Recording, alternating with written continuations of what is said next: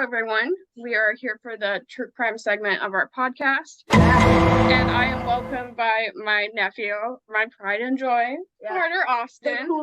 No. Yeah. And he's 13, so there's all the things that come with that. Teenager. Yeah, teenager now as of like 3 days. And then we have Ryan with another special guest, Sarah, his sister. Yay. What do you mean 3 days? You've only been 13 for a couple days. Calm down. 5 days specifically. And then we also have Caleb, of course. And the true crime Caleb, say hi to your family. What? Say hi to your daughters, Caleb. Here's kids. How did I not know that? Hi, Avery and Emmers. Yeah, no shout out to the kids. Maybe someday we'll have them for a more peaceful segment. There we go. Yeah, Carter may be 13, but our family is dysfunctional, and so we deal with harsh issues early. So he's also a true crime enthusiast, Somewhat. blooming. So kind of investing in it over time. So this week I went to the law school, and we're gonna insert video here. So I am in the parking lot of where the University of Puget Sound Law School was at when Ted Bundy attended in the 70s. It is 8811 South Tacoma Way in Lakewood, and it is now a nice plaza, which I will show you in a minute. But I am in the parking lot of super sadistic serial killer, and it kind of weirds me out that it's still like a building that is full of businesses, but I guess not everyone is as weirded out about that as I am. The law school where Ted Bundy attended in 1974, I believe, it could have been 73, but I actually tracked down the building, the address, which was like in some historical document from the University of Puget Sound. They didn't really make it super public, but anyways, I found the building. They didn't want people to know that Ted Bundy went to their school. It's not exactly their claim to fame. So I found the building, went to the parking lot, and then kind of looked around. It was clearly, it's now a plaza with lots of businesses, but you'll see all the details. I'll put them all here. This entire building used to be the law school. Now it's the Jade Plaza, and very full. And it's super, super weird because Ted Bundy was on this very land. So now that we're in the Tacoma area right now near Seattle, it kind of makes us, pretty much the epicenter of most serial killers were here. Oh. In the West Coast, at least. And so we're in a perfect location for this. And so we're going to talk a smidgen about Ted Bundy, and then we're going to move to an actual, football has many serial killers.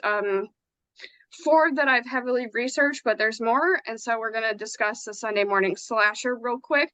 We're going to take a break from our normal crime roster to talk about that, because we've had the benefit of having the Ted Bundy portion. So Carter, what do you know about Bundy? Well, I know that he was a guy, apparently a good looking guy that would like go on dates and try to get with women, and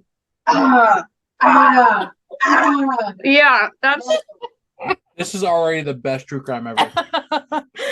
Quite literally. He would his last meal was a traditional one. It was plain. I forgot what it was exactly.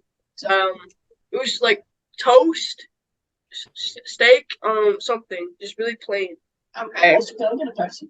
Carter had an interest in looking into the last meals of serial killers. Yeah. What was didn't you tell us John Wayne Gacy had a weird one, right? It was a lot of fruit, I think. Yeah, like a big thing of KFC. Yes. And Had a I big love strawberries too, I think. You had a big thing at KFC? What? Yeah, so John Wayne Gacy actually worked at KFC in the beginning with his first wife. Her father owned a ton of franchises, and so he was a manager at some KFCs and actually had a pretty lucrative setup that way. I mean, back in the day, you could like make a decent living that way. Nowadays, inflation is hard, but yeah, so he has a special tie to KFC, and so that was that preference. And then he wanted like a pint of strawberry, some huge portion of strawberries. It was weird. Is there anybody else that you remember? Um, Bit strange. That's okay. That's a good recall already. Yeah, I think Ted Bundy definitely didn't want to go, so I don't know if he wanted to like admit it enough to himself to pick out a whole meal. I mean, he did get a whole meal with something from Sherry's. Oh, Jerry cleaned that meal. oh God, who only knows what his tie to Sherry was? Uh, yeah. So there's a little fun fact there, and what did all the girls have in common that Ted Bundy liked? Do you know? No. That's all right. Dark hair parted down the middle like his sister. That's Yeah, thank you, Carter. It is. We're gonna leave that there for this segment, considering we have a 13-year-old. Yeah, so people of all age ranges, well, from about young to middle, pretty still early 20s and stuff like that. So he definitely had a type. And he was a very unique person, but he was only about half an hour from where we're sitting right now. I'm beating him up. From yeah, that's a He might be dead. I was telling his son to beat him up. yeah, he died in Big Sparky. You know, the electric chair in Florida? Yeah. Oh my god. Big Sparky. Yeah. Yeah, pretty much. It had that name because it malfunctioned often, and so it would sometimes practically melt people, and then other times it really wouldn't work. People would actually go up in flames. Jeez. Yeah, Big Sparky was a lot, so we No. could kind of see why maybe Ted Bundy wasn't excited, but maybe he shouldn't have gone for women in Florida either. If he had gone pretty much anywhere else, he could have avoided Sparky. So anyway, yeah, it was a terrifying prospect to face Big Sparky. Nobody really wanted to. I can only imagine why. Yeah. Yeah. Yeah, good old Sparky. But it was like Sparky was like that for like 10 years. And Florida was like, no, we won't fix it. We're just gonna let people fry in this thing. Who's surprised? Anyways, yeah, so Ted Bundy is one of your one that you know quite a bit about, huh? At least in the roster of them. Do you have a favorite? Do you have more that you've looked into more? No. That's fair. Well, you like Slender Man too. Well, I don't really like them. I mean, I only dressed up as them this Halloween, but my mother was like, think of something. I was like, okay, chill. Alright. Yeah, they have special relation. I mean, you have an interesting relationship with your mother. You're a Miller man. It's not your fault. Carter, I got a question for you. What is the weirdest last meal you looked up, like you found? Wait, no, it was this one dude that picked like an olive or something. Just one olive? Jeez. Just an olive. Black olive? I think so. It was something like that. It was some weird, like, tiny fruit, just one of it. And he ate it and tried like to grow a tree or something for peace. It was really weird. Something. Okay. Yeah, that was weird. Yeah. He tried to order. Some other dude tried. Freaking clowns that were going on. Stupid clowns. They just denied it because they thought demonic. So that happened during the Satanic Panic then, huh? Like the 80s? Most likely. Because most people wouldn't think that someone who wants to eat dirt is worried about the devil, but back then they thought everything was, so that makes sense. The devil. I can't imagine that dirt would be an ideal last meal, though. Ew. Yeah, that's a Wanted struggle. to feel like when they were kids and just ate dirt. Ugh, I never ate dirt. I mean, you ate a little dirt, huh? Probably. No, I I'm played in almost certain you did. no, Yeah. I don't. I feel like Caleb did. Caleb, did you eat dirt? Just paint chips. Oh, that explains a lot. Wow. It's not know what to do with that. Neither do I. Now, was that like a family classic recipe or? No, that's my own thing. I kind of do my own thing in the family. I'm black sheep. Oh, okay. Well, you're much better than our version of a black sheep in our family. If the worst thing that you did was do paint chips. Anyway, What did I do? no, you didn't do anything. You're perfect. That's Oh. okay.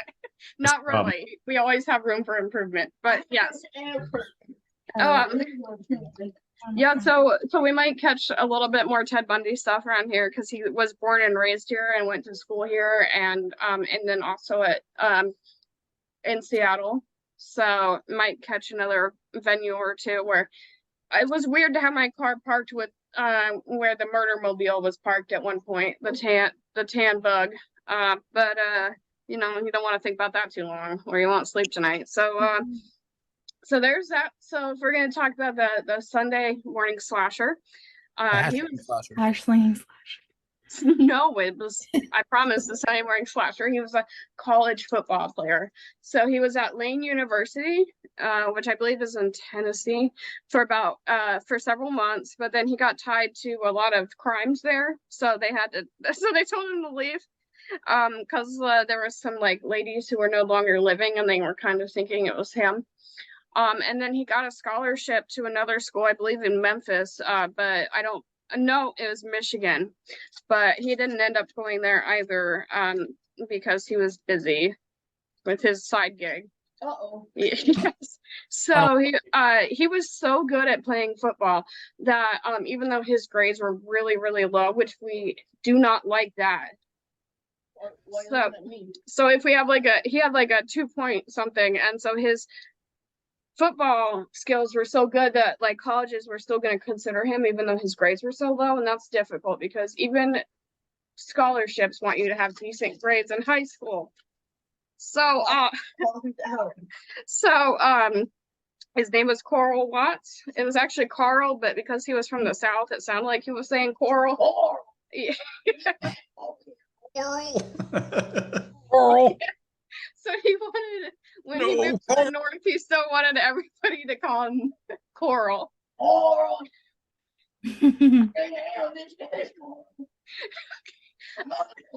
Okay, stop talking about his mother like that. She didn't smoke. That was anyway. So he had a sister born a year later, and the dad left pretty soon after. They got divorced after Coral was born, and then so she moved to the North with Coral, and did the whole school thing. He had his first victim at 12. He had a younger than you, I know. He had a paper route. He went around the houses and delivered newspapers, you know. And he actually attacked one woman when he was 12. Why? Nobody's quite sure, including him. You didn't tip him. Didn't tip him off. Yeah, so that he ended up going to a mental institution for a couple months after that, and they said you're psychopathic basically, and then they let him go. My mother? No, Coral Watts. Oh, Coral. Yeah, your mom's fine. She's never been weird like that. Anyway, and then Coral, and then he had a weird thing. Even at 12, he confessed that he had fantasies about stalking women and attacking them. Stop right there. And he liked to hunt and skin rabbits a little too much. Oh. Lenny Yeah. wouldn't like that. Good start. And so Well, she dizzy. his mom always blames the meningitis that he had at 13. That was the reason that he had brain damage afterwards because of the high fevers. So she said it was that. The only issue is that he already. It's making you go insane. Coral, you can't be killing people, Coral. Coral, that's Coral. people. Keeps getting rabbits in the backyard again. I told you not to do that, Coral. That brain game is just kicking in, Coral. Yeah, but he got meningitis when he was 13, and he went to jail when he was 12, or to the happy house when he was 12. Grippy sock vacation. The happy house. Oh my He had a So grippy it's- sock vacation at 12. Grippy socks. I remember the grippy. Yeah. So there was another serial killer who had meningitis at a young age, but But that's like one out of a sea of them, so it doesn't really seem like that's a highly correlated situation. And Brady, we just really making psychopaths. Yes, exactly. So he struggled with school. He got bullied a lot, so it made him a little bit jaded. But honestly, we've had this talk. He was a little weird before that. So trying to think here. I think he might have had a moment at around 15. Yeah, so Tommy Lynn Sells was the other guy. Not grilled cheese. No, that is the sandwich that Jeffrey Dahmer would feed his victims to people in. I'm sorry, Ew. what is that sandwich? That's I can go for some grilled cheese right now. You would. no, that's supposed to be turkey. Oh. I wouldn't even- That's an off-brand of turkey. I'd say kill me. It's not turkey. It's off-brand. It's great value. Great value. Oh, what happened? How did you make it big? Make it small again.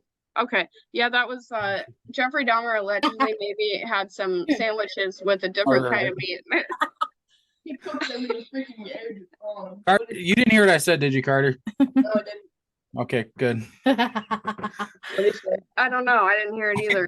She said, "How'd you make it big? Make it small again." So that's what she Stop said. it. Okay, so It was always funny. I thought Damn. it was too. yeah, so while he was doing all of this stuff, he by age 19 he had already been tied to a lot of things. Like coral. Yes, Coral was trouble. So then when he dropped out of school and all that good stuff, then he ended up being a truck driver with his stepdad. Uh-oh. Yeah, and then he had a kid with a lady, but then he with an old friend, a platonic friend kind of. So he was never involved in the kid's life, which was probably for the best. Most Mhm. definitely. Yeah, and then he was married to another lady for 6 months. But that didn't work out, even though she was really dedicated to it, because she said he did some really weird things. Like what? Yeah, good question. So he would rearrange the furniture all the time, like every day. He would like slice up the plants. Come on. No, he would like do it every day. Why? Let him grow. OCD type of And, weirdo. and slice up the plants, yes. And then he became an atheist, and so when she brought home a Christmas tree, Oh my yeah. god. like a panic attack, and He's not an atheist. yeah, no, clearly that's how she phrased it. It was a different time. So so when his wife brought home a Christmas tree, he absolutely panicked because it was religious in theme. And it's really quite interesting that every time they would, as I call it, they would have I'm sorry. they would have Saturday salutations, as I call them, and whenever they were done, Coral. whenever they were done, then he would leave in the car, and then That's weird. and then he would attack a woman. So for whatever reason, doing some hanky panky with his wife was the catalyst for him attacking women every time. Uh-oh. So that's why he was a Sunday morning slasher, because they scheduled those things for Saturday night, and then he would go out Sunday morning. And Oh my he tried to become the beast. Yeah, At some point. It didn't satisfy his needs within Sunday yeah. night. We're Anyway. just gonna leave that there. So that's where the name comes from. So Coral. yeah. And so Carl? he committed his first crime when he was 15, another one besides the paper. Or was that when he was 15? It might He have did been when he was nothing 15. wrong. The Either only way. thing he ever did wrong was deliver a paper 5 minutes late. No, he wasn't. Yeah, so she opened the door, and then she remembers looking him in the face, and she doesn't know what happened, but all of a sudden he got this weird look on his face, and then he just like lunged through the door and attacked her. Wait, how would they know? Wait, he attacked his wifey? Has No, the paper route lady. No, he didn't kill her, he Oh. just attacked. And Oh. so like she was, in fact, he started with just attacking for a long time. But- So he was mentally ill. Yeah. Yeah. Well, yes. He had rabies? You can put it that way, yeah. Uh-huh. It's a lot. We'll talk about it when you're older. I don't know people have rabies. So then the thing is, he was really smart because he would, when he had different victims, kind of like Ted Bundy, back in the day, they didn't have DNA. So it was really hard to track things. And they also didn't have like national databases because they didn't really have computers. So if you go to like different states, it's hard for them to like track it or know or realize that there's like similar things happening across state lines. So he would travel around. And so he was suspecting of taking the life of a young lady, Gloria Steele. So he checked himself into a mental hospital by himself until the courts charged him for a year of jail for attacking 15 women. And then Just a year? yes. Yep. And so that was his punishment. And he actually was trying to avoid punishment by saying, I have a problem. I'm gonna go into a facility first. So he's I have rabies. Come so down. he has a really unique style. That's Coral right there. Coral. Coral. Coral. And so the worst part about it all is that at Lane University, he was doing outpatient therapy and he was telling people that he was doing this stuff, but because of their understanding of confidentiality at the time, they didn't tell anybody. Many women.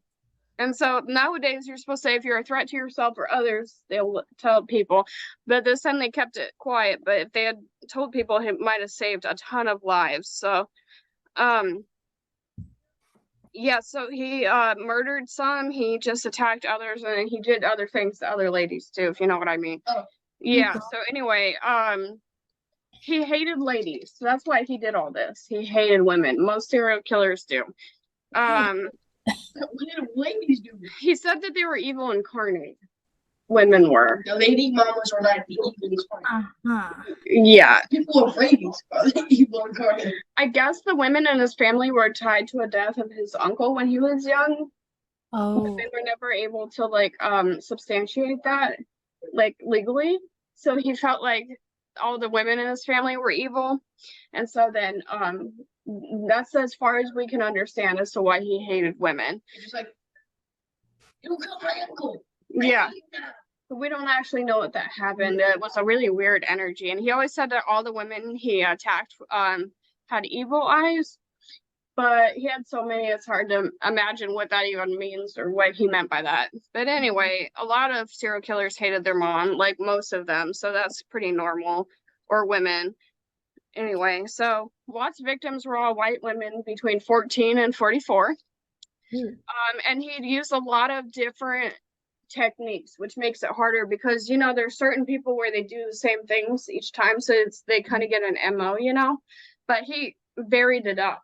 So it was hard to like track it from one state or one case to another because they all looked like somebody else did it.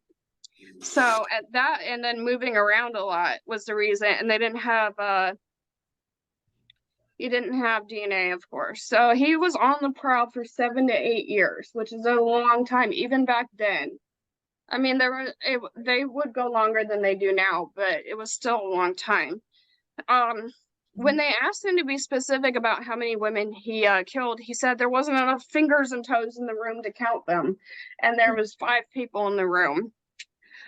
Another time, he confessed to 80 murders. And the police have nearly 100 cold cases that could be possibly connected to him still. And he didn't really want to talk about it too much because he wanted to keep his reputation solid. So he wasn't that, maybe. Apparently, if that's what he said. Yeah, so he didn't want to be considered a mass murderer. Don't worry, you wouldn't be. You would be considered a serial killer. He really needed to have his definitions down. So, and he almost got free after they put him in the slammer. How? He has rabies. I know. So in 1982, he got caught breaking into a house and he was trying to end both ladies' lives in Texas. He broke into a house and was trying to kill the ladies inside. How was he not shot? Texas. I don't know. How did he even get there? Well, he could move around. If he should have been incinerated. Incinerated. Yeah, yeah. So the police didn't think they could convict him of the 12 murders he was suspected of in that state. So they agreed to trade the immunity for the information on his crimes and a 60-year sentence for committing a burglary with ill intentions using a weapon. So basically they wanted him to talk, so they didn't give him like the death penalty, for example, so that he would tell more about what was going on. So they were gonna so they said committing a burglary using a weapon. The thing is that he tried to drown these women. That was his method. Was that just carrying the water bottle? No, in the bathtub. He filled up the bathtub full of water and was trying to drown the women in it. And so that he didn't succeed in hurting those two women. They caught him ahead of time, but that was his method. And so but using water as a weapon is considered nonviolent. So then he would have been a nonviolent felon, which means he would have gotten out sooner, because a person who's a violent felon will be held longer. So they would have considered him to be a nonviolent one because it was water. But thankfully they that didn't work, and he even tried to escape it. And the reason is because he tried to escape from prison before his new shorter time in prison was up. He covered himself in grease and tried to slip between the bars. So the prison officials found him wedged between the bars, covered in grease, trying to get out. So wow, his brain sparks is not up there. No, it's the meningitis. So yeah, so after that you can't try to get away, you'll get more time. So then after that, another state decided that they want to pursue him, Michigan, because he had spent his time in Texas. Now Michigan was going to go after him. He tried to get out, so he's not released, because you can't try to escape. So in Michigan, they allowed them to have all of the evidence that in Texas could be used there, which is not always the case. Sometimes some states don't allow other states to use that evidence. So anyway, he was sentenced for behind bar for life at that point. But he died a week after sentencing of prostate cancer. So all of that happened, and then once he was in the slammer for life, then he died a week later. Dang. Yeah. So he almost got out. Then he tried to escape, so then he got put back in, where he would have been a free man again. Mhm. And then he got the life sentence eventually in a different state, and then he died a week later. So that was Coral Eugene Watts, and so he was a lot. A weirdo. Yeah. Yep. So he was one of the few college football players who are killers. We have more. We have 3 that were in the NFL. So we will be convening on this conversation a bit more. But just thought we would have a little special segment since we have our Ted Bundy situation and we have our special guest. So there we go. That is the Sunday morning slasher. Do you have any last words or thoughts, Carter, about that? Coral. Is that you now? Carter Coral. Yes. If your mom asks you what you want to be for Halloween, is it going to be Coral Watts?